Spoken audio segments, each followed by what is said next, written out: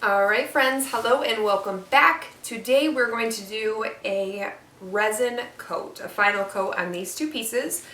These are some little ocean pieces that I did on 6x6 canvases, and I need to go ahead and do the final coat on them. So that's what we're going to do today. I'm going to briefly go through some resin mixing, how I do it. I think everybody does it a little bit different, so remember that. This is just how I do it and how it works for me. Today we are using some EX74 UV resistant resin. I don't know if you can see that.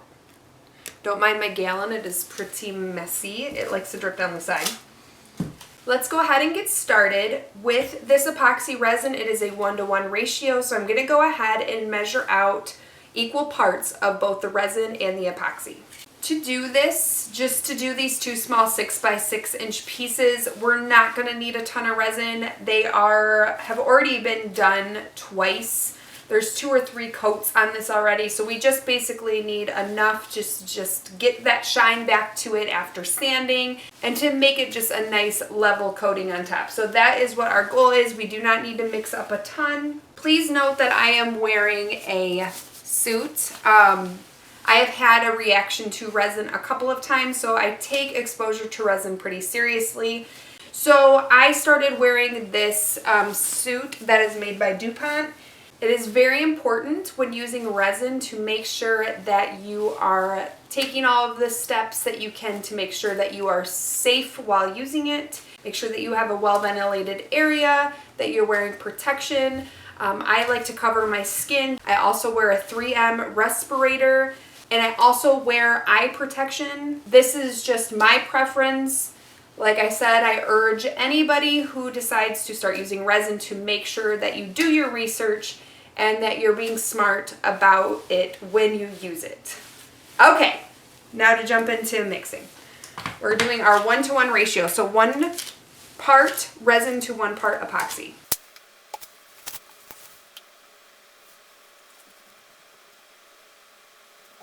Now, while measuring these out, it is a 1-to-1 ratio, and if you're just starting out in resin, I highly suggest you use a cup similar to this one so you can make sure that you are getting exact measurements of each product until you get comfortable with it.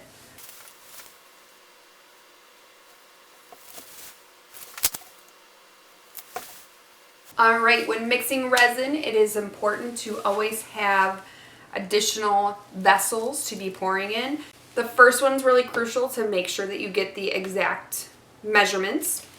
The second 2 are for you to pour your product in. So the first cup, what we're going to do is we're going to pour these 2 into to get that initial mix.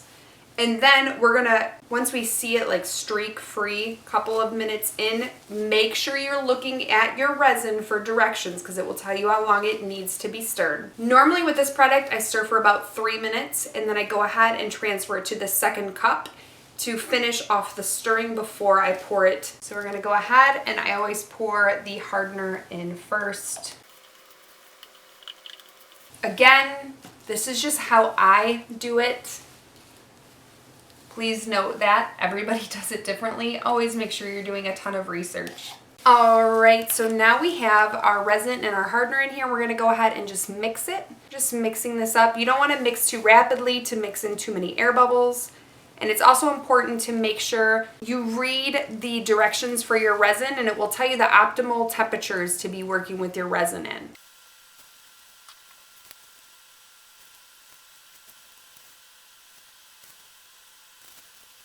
Make sure as you're going, you're wiping off the side of your stick, you're scraping the sides of your cup and the bottom, because like I said, that resin likes to really, it's heavier, so it likes to sit at the bottom, and it likes to stick to the sides, and it likes to stick to whatever you're stirring it with, so make sure you're constantly wiping those. Alright, so now it is looking, yes, it's a little bubbly, but it's pretty clear. You'll be able, the more you work with resin, the more you'll be able to tell. I don't really see any streaks of ribbons is what it looks like when it's not mixed in all the way. I don't see a whole lot of those, so I'm going to go ahead and switch my cups now.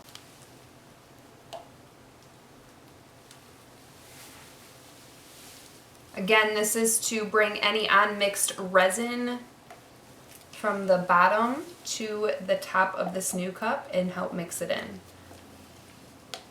Just ensures a really, really good mix, which is pertinent. Like, it's so important when you're using resin, because if it's not mixed correctly, you can end up with soft spots in your resin, and that's just a mess. Like, it can ruin the painting if you don't do it right. All right, and now when you do this change, it's important to also get a new stir stick. New cup, new stick. And now I'm just going to mix until I can tell that it's thoroughly mixed and there's no more ribbons inside, that it's nice and clear. Besides the bubbles, but don't worry, we're gonna go ahead and torch it and that will help get rid of those. This is actually more resin than I actually need, but that's okay. All right, now that we got our resin mixed, I'm gonna go ahead and set up the canvases to pour. Okay, so to prep these canvases before I go ahead and do the final coat, it is important that if the piece has been sitting for more than 24 hours since your last resin coat, that you sand it. So therefore you're going to have a bond. If it's longer than 24 hours and you do not sand it, the resin might not bond to the last coat very well, so it's very important to sand. Now that I have sanded the pieces, I go ahead and I have a little squirt bottle and I have alcohol in here. And I'm just gonna go ahead and spray them, and I'm going to wipe them down to get any leftover residue. I did wipe them down very well. I cleaned them after I sanded them. And the alcohol is going to take off any oil or anything that's left on the surface that might aid in messing up the final coat, which we do not want. So we're gonna go ahead and spritz them with some alcohol and wipe them down.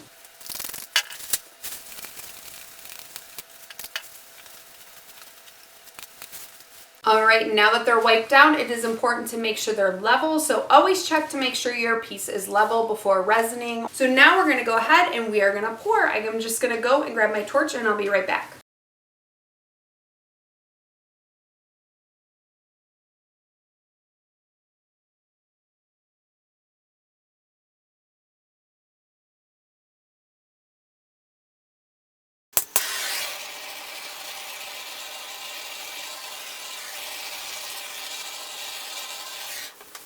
Okay, so what I did is I went ahead and poured the resin on and let it sit for a second. I went ahead and smoothed it out, and I took the torch, I have a big gigantic torch over it, propane torch, over it, and I went ahead and released all of the bubbles on the surface. Now the product will continue to degas over the next little bit of time.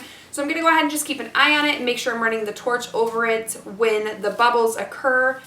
You gotta be very careful to not get the torch too close, as you can burn or scorch the resin, or you can also actually like make it have like this ripply effect. So you just really wanna be careful with that. I will go ahead and give you guys a close-up so you guys can see that glass finish. And I actually have some resin left over, so I'm gonna go ahead and use that for another project. So let me give you guys a close-up. Now you can see that glass finish that the resin has given this piece.